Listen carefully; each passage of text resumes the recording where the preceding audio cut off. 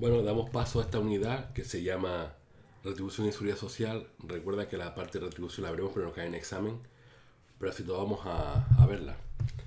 Así que no adelantes el vídeo esta seguridad social porque necesitas ver retribución, ¿vale? Bueno, empezamos diciendo que el salario es la totalidad de lo que percibe el trabajador y puede ser en dinero o en especie. Ahora veremos qué es eso. Y eso lo recibe como contraprestación a su servicio. Como vemos, el salario se compone de una parte de dinero, que es la moneda de curso legal, ya sea en efectivo, en cheque o transferencia, y una parte en especie que está constituido por un consumo, una utilización de bienes, como por ejemplo la vivienda, el vehículo, que recibe por parte de la empresa, o un préstamo con condiciones beneficiosas, el gasto en estudios, etcétera. Digamos que es una especie de aportación, bueno, una especie no, es una aportación que recibe pero que no es metálica.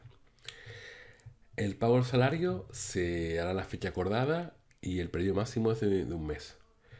Y como vemos aquí, pues bueno, se debe pagar lo mismo sin distinguir entre raza, sexo, estado civil, religión. O sea, por la misma categoría se debe cobrar lo mismo sin distinguir por estos factores.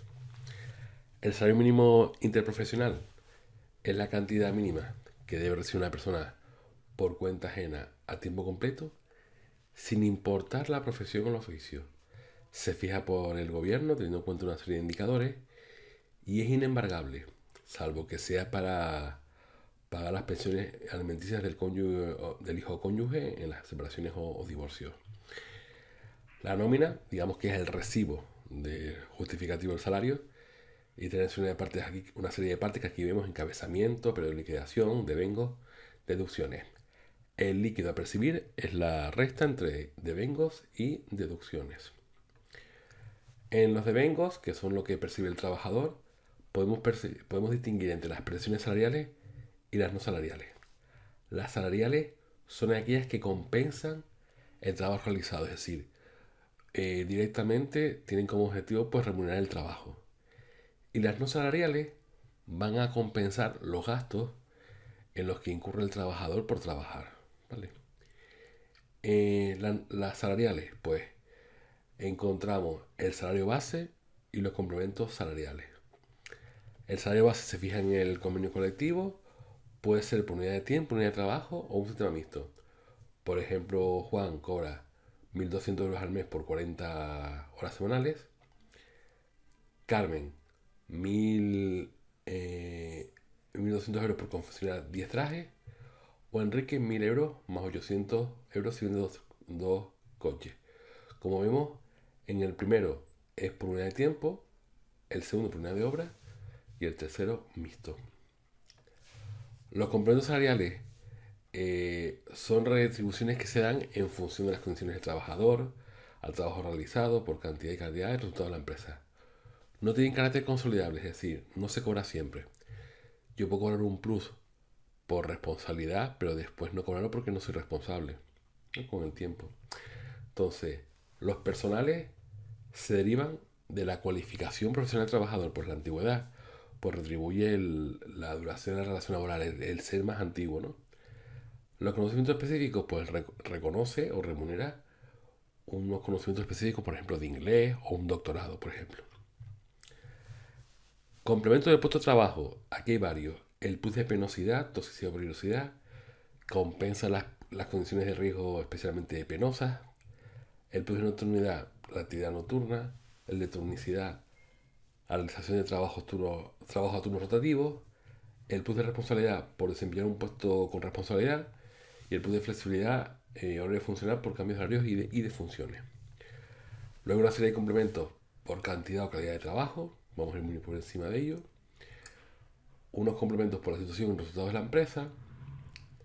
Y después la paga extraordinaria, que es los complementos de vencimiento superior a un mes.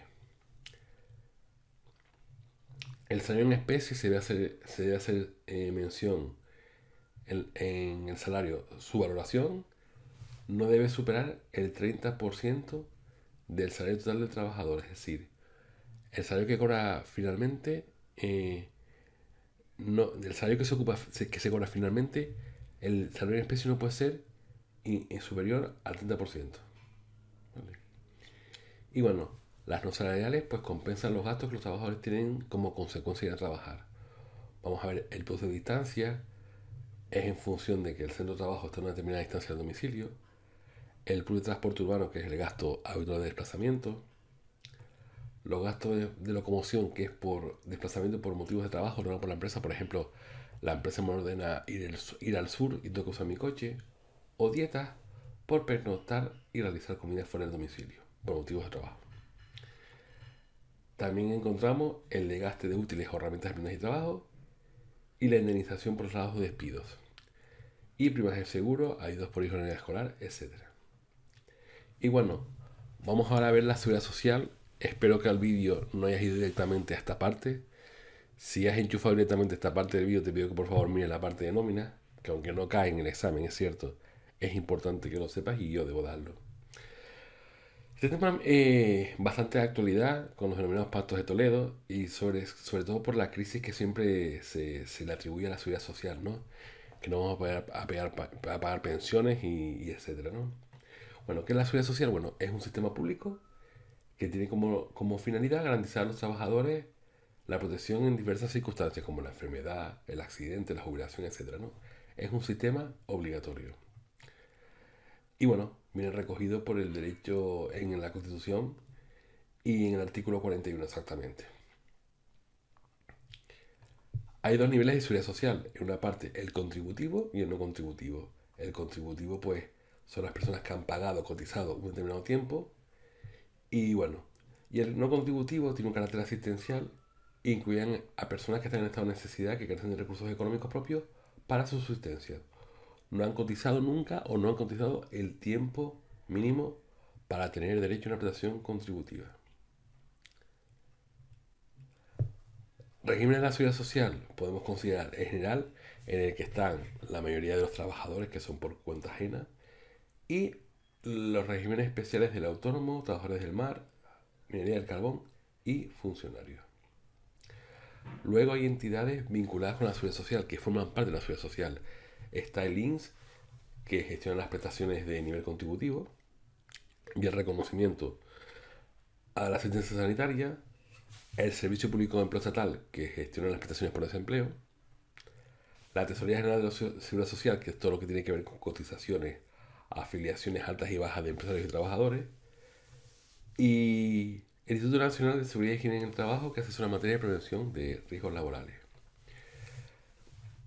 ¿Qué obligaciones tiene la empresa con la seguridad social? Bueno, pues básicamente tiene las siguientes obligaciones. Afiliación, que es el registro inicial, es la alta inicial. Luego la alta cuando comienza a trabajar, la baja cuando deja de trabajar. Y la cotización, aquí hay una errata, cotización, que en virtud de ese concepto, pues el empresario paga cada mes a la seguridad social por el trabajador. Vamos a ver quizás la parte más importante de este tema, que son las prestaciones. La asistencia sanitaria, digamos que es global, ¿vale? Es el derecho a recibir los servicios médicos y farmacéuticos para, para, para mantener la salud de los beneficiarios. En la actualidad, pues la cobertura es prácticamente universal. La prestación por desempleo, pues es aquella para las personas que han perdido su empleo o ven reducida su jornada laboral una tercera parte. Si ven reducida su jornada laboral una tercera parte, tienen derecho a la prestación por desempleo. Requisito: haber cotizado 360 días en los últimos años, estar en situación legal de desempleo, suscribir un compromiso de actividad de que vas a hacer curso y presentar tu oferta, no haber alcanzado la edad de jubilación y no puedes trabajar por cuenta propia ajena, salvo en el caso de la reducción. ¿Qué extinciones del contrato dan mayor prestación por desempleo? Pues el despido, el fin del contrato, la muerte o jubilación del empresario, la voluntad del trabajador por el cumplimiento de la empresa, siempre que haya sentencia judicial, acreditar la condición de víctima de violencia de género, no superar el periodo de prueba, fijos discontinuos durante el periodo de actividad y reducción de la jornada entre un 10 y un 60%. En todos estos casos tenemos derecho a la prestación por desempleo. No es una baja voluntaria. La incapacidad temporal, ¿qué es esto? Bueno, pues un trabajo por accidente o enfermedad no puede asistir a trabajar y pierde su sueldo. Durante esta situación, hasta que los médicos le den el alta, pues estará pues eso de de incapacidad.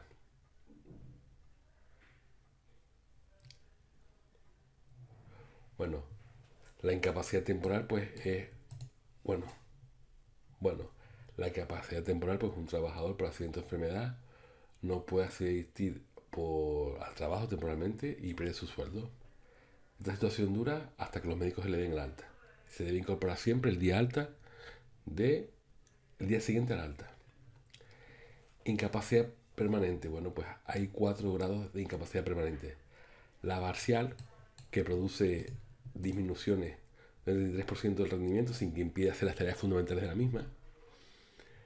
La total, que impide las tareas fundamentales de la profesión, pero no las de la profesión. La absoluta, que inhabilita para toda profesión o oficio. Y la gran invalidez, en la que hace falta otra persona para los hábitos más esenciales de la vida, como ducharse, etc. Prestaciones por muerte y supervivencia son para las personas que conviven y dependen del trabajador. La viudedad es una pensión vitalicia temporal para el cónyuge o pareja, de hecho superviviente al fallecer el causante. Es compatible con obtener rentas del trabajo. Se pierde al volver a contraer matrimonio. La orfandad, los hijos del fallecido menores de 21 años son los beneficiarios y puede ampliarse hasta 25 años si las rentas obtenidas son menos del salario mínimo interprofesional. Y auxilio por defunción es el dinero que se destina a ayudar a hacer frente a los gastos del sepelio. Y dotación y subsidio en favor de familiares, pues una pensión a los familiares que vitalicia que hayan vivido a expensas del fallecido. No tienen derecho a otra pensión y carezcan de medios de subsistencia. La pensión de jubilación, pues bueno, es una pensión vitalicia que corresponde a las personas que, debido a su edad, dejan de trabajar. Requisito: tener entre 15 y 37 años cotizado y cumplir 67 años. Si ha cotizado más de 38 años y 6 meses, pues se pueden jubilar con 65 años. Vemos aquí, esto es un inciso, el problema de las pensiones, ¿no? Las pensiones se pagan con las condiciones de los que trabajan, trabajadores autónomos. Cada vez hay una mayor población de 65 años que no trabaja. Entonces, cada vez es mayor la presión sobre quienes pagan esas pensiones. Entre las posibles soluciones, pues está pagar la financiación, financiar la seguridad social con cargos los presupuestos del Estado, es decir, a través de impuestos. Y si ven el cuadro aquí, en el año 2033 está previsto que se jubile, pues, la mayor parte, el escalón con mayores personas, que ese es la generación del baby boom. Saben que en España en los años 60 y pico hubo un crecimiento muy alto de la población, pues bueno, esas personas se jubilarán en el año 2033, con lo cual la situación a medio plazo parece un poco preocupante, o bastante. Y bueno, por último, la prestación de maternidad y paternidad, que se llama actualmente prestación por nacimiento y cuidado del menor. La idea es que al 1 de enero del 2021 se igualen las semanas que tienen el primer y el segundo progenitor, ¿no?